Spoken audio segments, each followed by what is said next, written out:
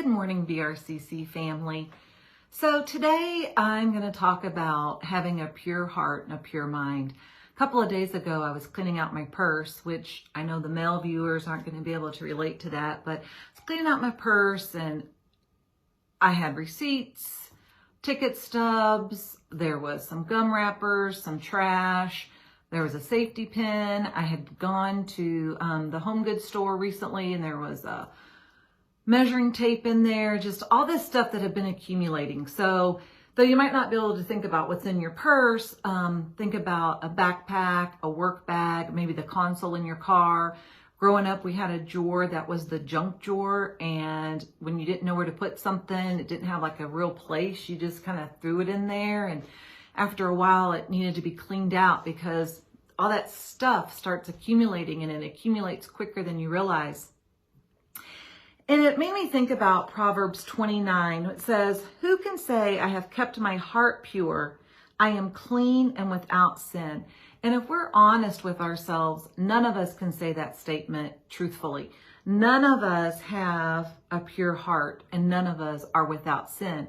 And that's why we need to allow God to clean out our heart and to clean out our mind on a daily basis. We shouldn't let it pile up the way the junk drawers and the console and the different areas can pile up when we start holding regrets or grudges against people, when we start allowing impure thoughts, when we're using words that are not kind. So if we look at Psalm 51:10, it says, "Create in me a pure heart, O God, and renew a steadfast spirit within me." And for me personally, I feel like this needs to be a daily prayer where I pray back God's word. Create in me a pure heart, O God, and renew a steadfast spirit within me. I don't think any of us choose to have an impure heart. I don't think that's what we step out to do, and it just happens. We don't plan it, just little things start building up, and if we're not careful, it can become burdensome. And so we need to ask God to do this for us. In Matthew 5:8 it says, "Blessed are the pure in heart, for they will see God."